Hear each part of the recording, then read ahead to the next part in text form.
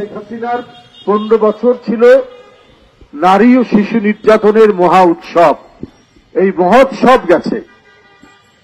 কি খাতিজা, কি তনু, কি মিতু, নুসরাত, কত নাম বলবো, নির্যাতিত হয়েছেন, গণনির্যাতনের শিকার হয়েছেন, হত্যার শিকার হয়েছেন। বাসের মধ্যে নিপীড়িত হয়েছে রূপা। কারণ একটি জঙ্গলি সরকার ক্ষমতায় থাকলে সমাজের মধ্যে জঙ্গলের রাজত্ব কায়েম থাকে। শেখ হাসিনা সেই ভয়ঙ্কর আদিম অরণ্যের রাজত্ব কায়েম করেছিল। কিন্তু বর্তমান এক রক্তক্ষয়ী মহা বিপ্লবের মধ্যে দিয়ে জুলাই আগস্টের বিপ্লব সম্পন্ন হয়েছে। এখন কেন সমাজের মধ্যে অস্থিরতা থাকবে? এখন একটি কথা বেরিয়েছে, আপনারা জানেন। এ ভাই চুপ করেন না আপনারা। মব কালচার, এই মব কালচার তৈরি হলো কেন? আজকে অন্তর্বর্তীকালীন সরকার তো সকল গণতন্ত্রকামী রাজনৈতিক দলের সমর্থিত সরকার। এই মব কালচারে আজকে কত যে সমাজের মধ্যে নিপীড়ন নির্যাতন হচ্ছে তার কোনো ইয়াত্তা নাই। কত নারী এবং কন্যা শিশু নিপীড়িত হচ্ছে, এর স্ট্যাটিস্টিক্স যা আসে তা অল্প। মহিলা পরিষদ তার মাসিক প্রতিবেদনে উল্লেখ করেছে যে জানুয়ারি মাসেই কন্যা নির্যাতিত হয়েছেন প্রায় 85 জন, নারী নির্যাতিত হয়েছেন 120 জন।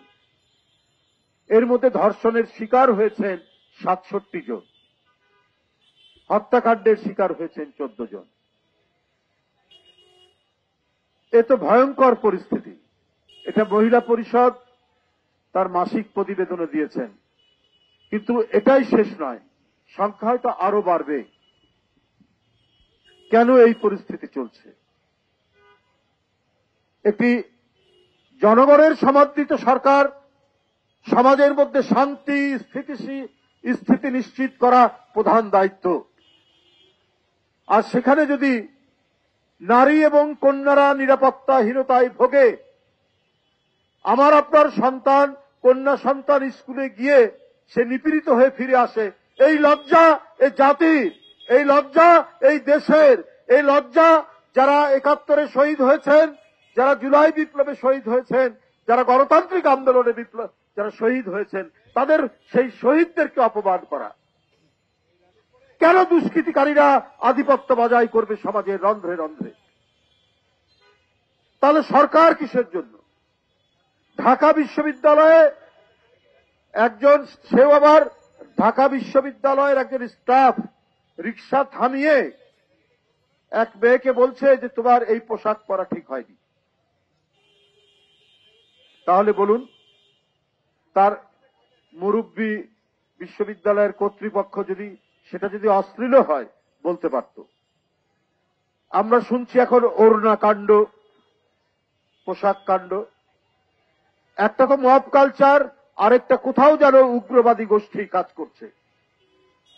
বন্ধুরা, পুরুষ এবং মেয়ে আমরা হলাম মানব সম্প্রদায়।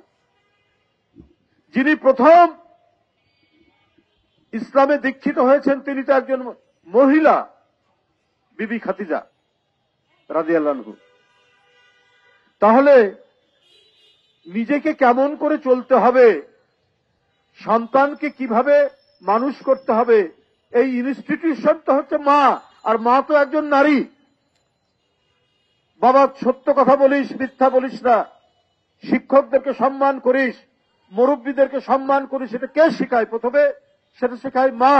তাহলে নারী স্বাধীনতায় নারীকে কিভাবে চলতে হবে সেইটা পুরুষরা যদি প্রতিদিন বাতলিয়ে দেয়, তাহলে তো আমি নারী, যে আমার মা, যে আমার বোন, যে নারী একজন আমার স্ত্রী, আমি তো তার স্বাধীনতায়, আমি তো তার চলাফেরায়, আমি তো তার চিন্তায়, আমি তার লেখাপড়ায়, তার মূল্যবোধ, আমি সেটাকে হস্তক্ষেপ করছি। সে কিভাবে চলবে, সেই স্বাধীনতা তো তাকে দিতে হবে। এই স্বাধীনতায় কোনো গোষ্ঠী, কোনো দল কারো হস্তক্ষেপ করার অধিকার নাই। কারণ ধর্মীয় মূল্যবোধ বলুন আর সমাজের নৈতিকতা বলুন, এটা সবচেয়ে বেশি প্রতীত থাকে, ধারণ করে হচ্ছে নারীরা। কারণ মায়ের কাছ থেকে আমরা প্রথম নৈতিকতার বাণী শুনি। তো সুতরাং সেই নারীকে যদি আমরা খোয়ারের মধ্যে আবদ্ধ রাখি, সেই নারীকে যদি আমরা বন্দিশালায় রাখি, আজকের উন্নতির যুগে, আজকে অগ্রগতির যুগে যখন মানবাত্মার বিকাশের পথ, সেইখানে এই বন্দি করে রাখার কোনো মানে হয় না। কোন উগ্রগোষ্ঠী যদি তার প্রেসক্রিপশন অনুযায়ী চালাতে চায়, তাহলে আপনার সমাজ অগ্রগতি লাভ করবে না, সমাজ এগিয়ে যাবে না। কি খেলাধুলা, কি সাংস্কৃতিক কর্মকাণ্ড, কি লেখাপড়া, প্রত্যেকটি জায়গায় মেধায় মননে পুরুষের চাইতে কোনো অংশে মেয়েরা কম নয়। তাদেরকে যদি আমরা আটকে রাখি, বন্দী রাখি, তাহলে সমাজ কোনোদিন এগোবে না।